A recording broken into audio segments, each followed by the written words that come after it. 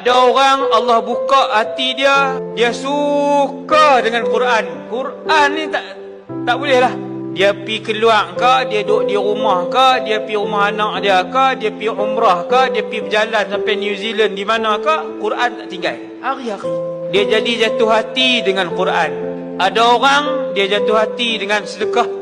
Dia tak berapa sangat dengan Quran ni. Dengan Quran tak berapa sangat, sembahyang sunat pun tak berapa sangat. Tapi kalau sedekah, Masya Allah, kerana Allah dia bersedekah. Memang kerana Allah. Dia merahsiakan sedekah dia. Dia banyak tolong orang susah melalui sedekah dia. Dia jatuh hati dengan sedekah. Ni yang ulama bagi tahu. Tiap-tiap orang ni, tuan-tuan kena cari kita ni apa dia. Kalau kita tanya diri masing-masing, kita kata hang suka apa? Dia pun jawab mengai. Oh, Jim. Dia tak jawab hak agama ni, dia jawab hak lain. Dia kata mengai, luk dalam. Kita pun tanya sekali lagi, dak ni hang suka apa? Yang paling senang dengan jiwa hang apa dia? Dia kata futsal. Pi kot tu juga, dia pi kot dunia juga. Yang ni bahaya. Ni muhasabah kedua. Kena cari tuan-tuan. Kena cari di satu sudut dalam jiwa kita untuk akhirat dan untuk Allah. Kena cari. Bagi hidup sudut jiwa itu yang mati tu, kena bagi hidup.